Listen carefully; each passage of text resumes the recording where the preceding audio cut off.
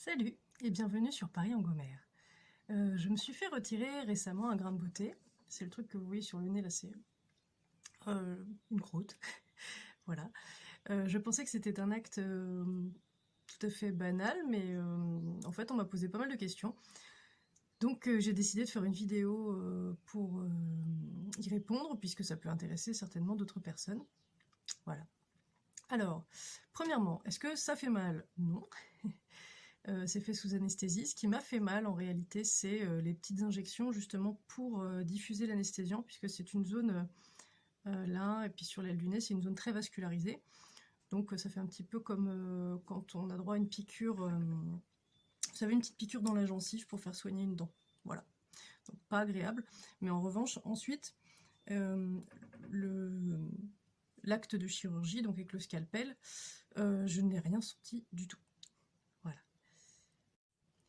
On m'a également demandé combien de temps ça prenait. Donc en fait, bon, moi je l'ai fait faire par un chirurgien esthétique parce que j'avais pas trop le choix. Ma dermato ne le faisait pas et j'ai pas trouvé de dermato qui pratique cet acte chirurgical, en tout cas dans le coin, puisque bon, j'habite quand même vraiment à la campagne.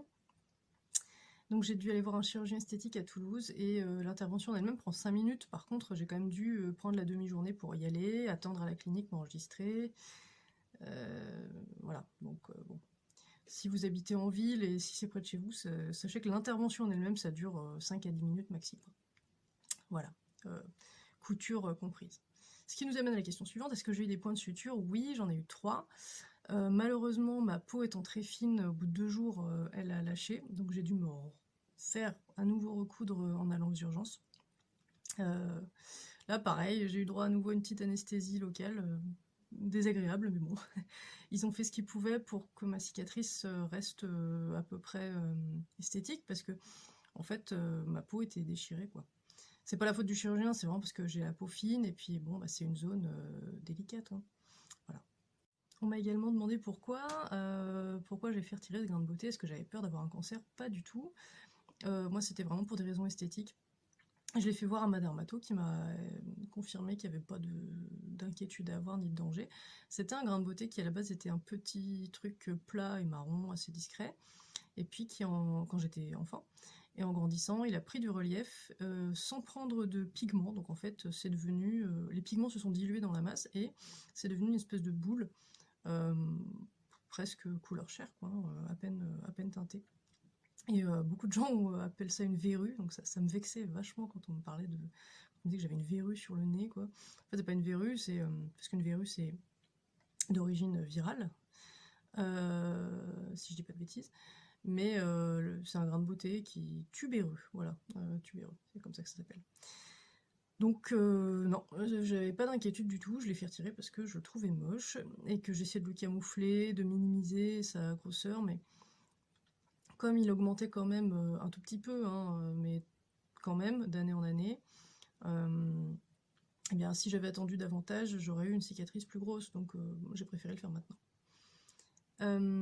Donc, comme je n'ai pas eu d'inquiétude, eh bien, je l'ai fait donc vraiment pour des raisons purement esthétiques. Donc, j'ai demandé à ma dermato si elle pouvait le faire, elle pouvait pas. Elle m'a adressé un chirurgien esthétique. Ce qui nous amène à la question, est-ce que c'est cher? Eh bien, en fait, je crois, si je ne dis pas de bêtises, que si c'est votre dermatologue qui vraiment vous recommande de le faire retirer, votre grain de beauté, parce qu'il y a une inquiétude dessus, eh bien, ce sera pris en charge par la sécurité sociale comme finalement de la prévention pour dépister un éventuel cancer. Mais dans mon cas, comme c'était vraiment purement esthétique, eh bien j'ai dû payer. Donc une première consultation avec le chirurgien à 80 €, l'intervention à 150 €. Ma mutuelle a pris une petite part en charge, mais bon, une petite part. Et donc voilà, c'est un budget à prévoir quand même. C'est pas un truc de dingue, mais voilà, faut être au courant, faut l'anticiper. Voilà. Comment se passe la cicatrisation ensuite? Eh bien, au bout de 8 jours, j'ai dû faire retirer les points par une infirmière. J'avais une ordonnance pour ça. Pardon. Et donc ça, pareil, ça fait pas mal hein, de faire retirer les points. On sent, voilà, ça tire un petit peu, mais c'est pas quelque chose de douloureux. Et après, oui, sachant que pendant que j'avais les points, je n'avais pas de pansement. Je devais simplement désinfecter avec du daquin et appliquer de la vaseline pour ne pas que les bords de la cicatrice sèchent et que se rétractent en fait, pour que la zone reste souple et puis cicatriser de façon la plus esthétique, de la façon la plus esthétique possible. Une fois les points retirés, je dois continuer à désinfecter tous les jours tant qu'il y a une croûte, donc tant qu'en fait tout n'est pas complètement refermé. Et donc à mettre de la vaseline pour garder la plaie hydratée et souple. Quand ce sera complètement refermé, je devrais continuer à masser avec quelque chose de gras, donc soit de la vaseline ou une crème grasse ou une huile, enfin bon ça dépend, il y a des trucs cicatrisants, il y a des gens qui ne durent que par les huiles végétales. Moi je pense que je vais utiliser le baume Egyptian Magic qui est pas mal et qui est réputé comme cicatrisant. Mais uniquement une fois que la croûte sera complètement partie et que ce sera entièrement refermé. Et masser tous les jours du coup pour essayer d'activer la circulation et de faire en sorte que la cicatrice soit la plus discrète possible par la suite. Sachant que je suis au courant que pendant 1 an environ ça va rester quand même peut-être rouge et un petit peu visible. Donc je le cacherai avec du fond de teint, enfin du fond de teint, avec de toute façon ma crème solaire teintée, puisque ça c'est important également, il faut vraiment protéger la cicatrice du soleil avec un écran total. Je crois que c'est pendant minimum 1 an, mais enfin bon, de manière générale, les cicatrices, il faut quand même les protéger avec une crème solaire. Qu'est-ce que je peux vous dire d'autre? Ben voilà, je crois que j'ai fait le tour de la question. Si vous avez des questions, n'hésitez pas à les poster en commentaire.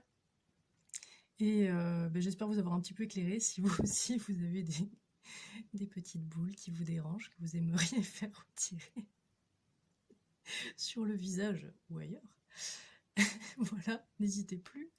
Sachez que, a priori, ça ne fait pas mal. Voilà. Le truc qui m'a le plus embêté, en fait, c'est de ne pas pouvoir faire de combat au MMA pendant 3 semaines.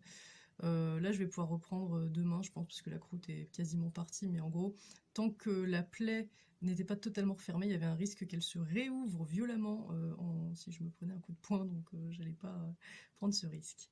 Mais c'était assez frustrant de voir les autres se défouler en restant sur le côté. Je vous remercie d'avoir regardé cette vidéo, j'espère qu'elle vous a plu. N'hésitez pas à commenter, liker, partager, bien sûr vous abonner. Et je vous dis à très bientôt sur Paris-Angomère.